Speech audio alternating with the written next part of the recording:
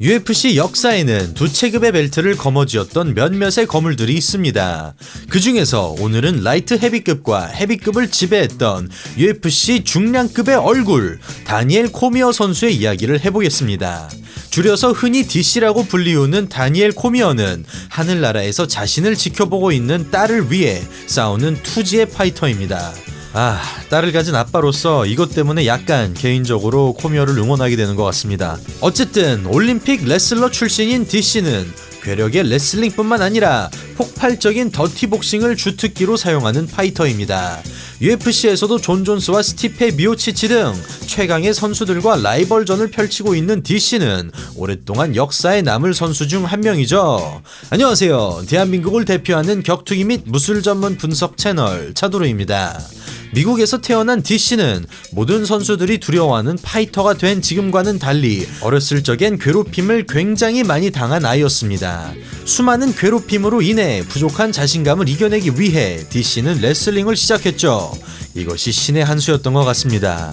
레슬링에서 엄청난 재능을 보여준 DC는 자신감 회복은 물론 고등학교 때 지역 챔피언십에서 3번이나 우승을 했고 그 이후에도 지역에서 가장 센 레슬러로 평가받곤 했습니다. 미식 축구에도 소질이 있었던 DC는 루이지애나 대학에서 장학금 제안을 받기도 했지만 레슬링에 집중하기 위해 이를 거절했습니다.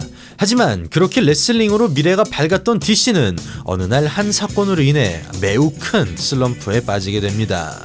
DC가 24살에 가지게 된 첫 아이, 그 아이가 세상에 나온 지 3개월 만에 자동차 사고로 세상을 떠나게 됩니다. 이 사고로 DC는 방문을 걸어 잠그고 긴 시간 동안 세상과 단절한 채 지냈습니다. 그러던 어느 날 DC는 문득 하늘나라에서 지켜보고 있을 딸에게 멋진 아빠가 되어야 한다라는 생각을 하게 되고 레슬링에 인생을 걸고 다시 한번 도전을 하기로 마음을 고칩니다. 그 후 DC는 올림픽 선수권을 따내 2004 올림픽에 참가하여 4위라는 좋은 성적을 거두게 되죠. 그리고 2008년 올림픽에 미국 팀 주장으로 재참가하여 메달을 노리게 됩니다. 하지만 DC의 앞에는 또 하나의 시련이 있었습니다. 바로 과도한 체중 감량으로 생긴 신부전증이었는데요. 올림픽 참가는 물론 앞으로 레슬링을 더 이상 하지 못하게 된 DC는 레슬링 매트를 떠나 MMA의 옥타곤으로 향하게 됩니다.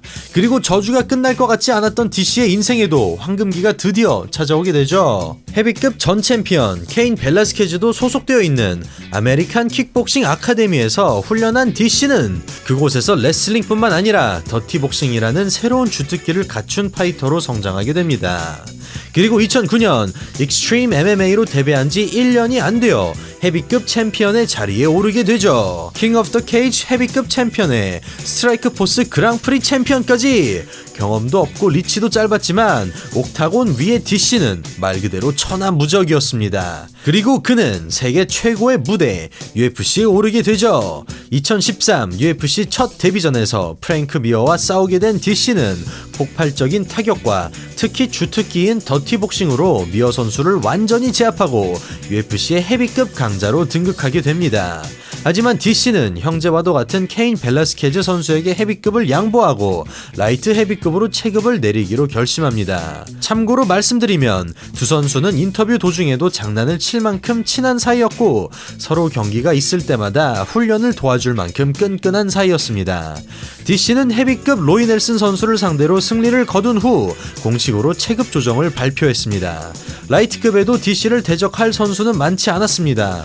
성공적인 데뷔전에 이어 리어 네이키드 초크로 댄 핸더슨 선수를 말 그대로 실신시키며 라이트 헤비급 최강자의 반열에 올랐죠. 그리고 드디어 라이트 헤비급 마지막 계단에 오른 DC는 챔피언 존 존스 선수와 맞붙게 됩니다.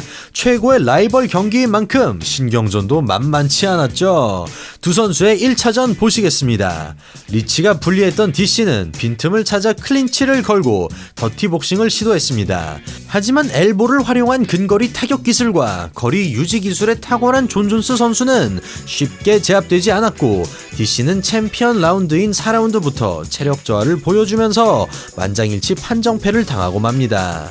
그런데 이게 무슨 일일까요? 몇 달 뒤 존 존스는 비윤리적인 사고로 벨트를 빼앗겨버리고 선수 자격을 정지당하게 됩니다. 그리고 DC는 비어있는 라이트 헤비급 챔피언 자리를 두고 앤소니 존슨 선수와 대결을 하죠. DC는 이 경기에서 리어 네이키드 초크로 경기를 끝내고 멋지게 마침내 라이트 헤비급 챔피언이 됩니다.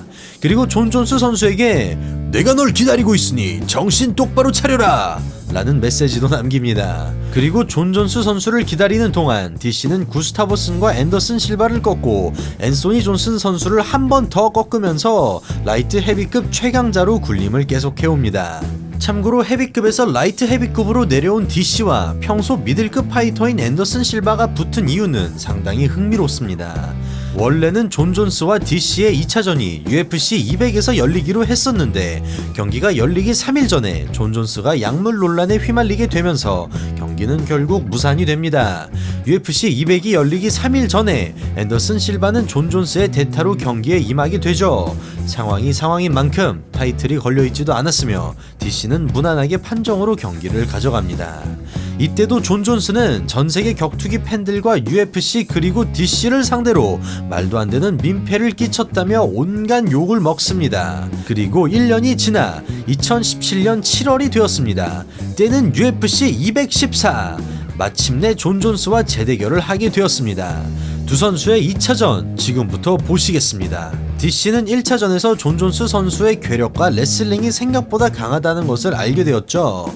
그래서 자신의 강점 중 하나인 레슬링을 과감하게 포기하고 더티복싱에 집중합니다. 보시는 것처럼 존 존스 선수의 타격을 이끌어내고 들어오는 타격을 피한 뒤 목을 잡아 클린치 싸움을 시작하고 어퍼컷이나 훅을 맞추는 것이 DC의 전략이었습니다. 존 존스 선수가 레슬링 싸움을 걸지 않는 이상 DC는 레슬링을 철저히 배제했죠. 이에 존스는 오블리크 킥으로 거리를 유지했고 거리가 좁혀질 때마다 니킥으로 공격을 했습니다. DC의 전략 효과는 애매했습니다. 오히려 리치가 긴 존 존스 선수에게 거리상의 우위를 줬죠. 결국 존 존스 선수는 벌어진 거리에서 기회를 잡아 헤드킥을 명중시킵니다. DC는 비틀거리다 쓰러져 쏟아지는 파운딩을 맞아 패배하게 되죠. 경기가 끝난 뒤 옥타곤 인터뷰에서 DC는 두 번이나 진 이상 난 존 존스의 라이벌이 될 수 없다 라고 자신의 패배를 인정하는 듯 했습니다만 존 존스가 약물 검사에 적발되어 경기는 무효 처리가 됐고 벨트는 다시 DC에게로 돌아갑니다. 또다시 찜찜하게 존스의 타이틀을 넘겨받은 DC. 존스의 만행으로 DC는 계속해서 피해를 봅니다. 둘의 재경기가 계속해서 취소됐던 거는 둘째치고 이제는 몸과 마음도 털려 패배를 인정하니 알고 보니 약쟁이였다고? DC 충분히 화날만 합니다. 존스가 없는 라이트 헤비급이 의미 없게 느껴졌는지 라이트 헤비급 타이틀 방어전을 한번 치르고 DC는 헤비급 타이틀로 포커스를 돌립니다. 그리고 새로운 라이벌 헤비급 챔피언인 소방관 파이터 스티페 미오치치 선수와 격돌하게 됩니다. 경기 보시겠습니다. DC가 상대한 대부분의 선수들처럼 미오치치 선수 역시 피지컬상 우위를 가지고 있었습니다. 보시는 장면처럼 DC는 더티복싱을 시도하고 미오치치 선수는 타격을 넣은 후 클린치를 빠져나오는 장면이 반복됐죠. 클린치가 얼마나 간절했는지 DC는 미오치치의 목을 잡기 위해 계속 손을 뻗었습니다. 이 동작이 타격과 섞이다 보니 DC는 손을 편 상태로 요상한 펀치를 날려 스티페 선수의 눈을 찔러버리죠. 미오치치 선수가 고통을 호소하면서 경기는 잠시 중단됐는데요. 이날 경기에서 DC는 이 손가락에 대해 몇 번씩 경고를 받았습니다. 일부 팬들은 DC가 존스와 싸울 때 눈을 하도 찔려서 짜증났는지 자신도 악마의 영혼을 팔고 눈 찌르기를 고의적으로 사용한다는 비판을 받았습니다. 아무튼 다시 재개된 경기. DC는 마침내 결정적인 클린치를 잡았고 언더훅을 명중시켜 경기를 끝내버립니다. 하지만 DC의 승리는 눈 찌르기로 인해 바로 논란에 휩싸이게 됩니다. DC가 미오치치 선수를 다운시키기 전에 또 눈을 찌르는 장면이 화제가 되었는데요. 이것을 보고 많은 사람들은 진정한 승리가 아니라며 비난을 했습니다. 우리나라 격투기 팬들도 눈 찌르기, 다시 말해 서밍이라는 말을 따서 DC를 보고 다니엘 서미어라는 불명예스러운 호칭을 만들기까지 하죠. 그 와중에 두 벨트의 주인이 된 DC는 데릭 루이스를 상대로 타이틀 방어전을 치렀고 서브미션 승리를 하면서 UFC 역사상 처음으로 두 개의 타이틀을 동시에 방어한 챔피언이 되었습니다. 하지만 이를 가만히 놔둘 미오치치 선수가 아니죠. 1차전 이후 1년이 지나 두 선수는 재대결을 하게 됩니다. 경기 보시겠습니다. 초반부터 DC는 테이크다운에 성공하고 자신의 강점인 레슬링을 활용하면서 우위를 가져갔습니다. DC의 저 손가락이 계속해서 거슬리긴 합니다만 습관은 쉽게 고쳐지지 않네요. 결국 미오치치 선수는 또 눈찌르기를 당하게 되고 고통을 호소하지만 DC는 봐줄 것 없이 다가가 타격을 퍼붓습니다.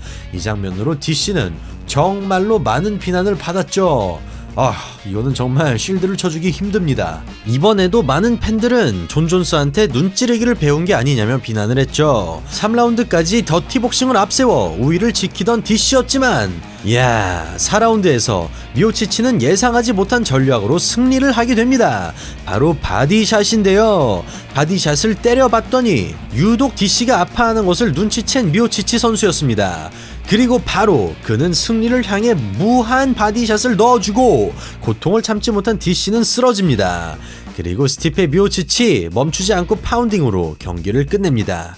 물론 눈찌르기에 대한 결과가 통쾌하다는 분들도 있었지만 경기가 끝나고 패배에 대한 슬픔의 감정을 감추지 못한 DC의 모습은 솔직히 조금 짠하긴 합니다. 그리고 DC와 스티페 미오치치 이 두 선수는 오는 8월 15일 역대 최고의 UFC 헤비급 강자가 결정될 3차전 경기를 앞두고 있습니다. 서로 1승 1패를 주고받은 양 선수, 과연 이 이야기의 마무리는 어떻게 될지 참으로 궁금합니다. 오늘은 라이트 헤비급과 헤비급을 지배했던 엘리트 레슬러 출신 종합격투기 선수 다니엘 코미어에 대해 알아봤습니다.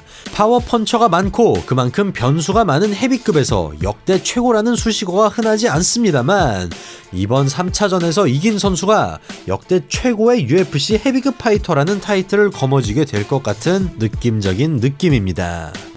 스포츠를 예술로, 문화를 패션으로 모복 측에서 협찬해주신 의류를 시청자분들께 나눔합니다. 자세한 이벤트 내용은 차도로 채널 커뮤니티 페이지에 나와 있으니 많은 관심 부탁드립니다. 이벤트는 7월 1일까지 진행합니다. 오늘 영상 재밌게 보셨다면 구독과 좋아요 잊지 말아주시고요. 저는 격투기 유튜버 차도로였습니다. 다음에 또 인사드리겠습니다. 감사합니다.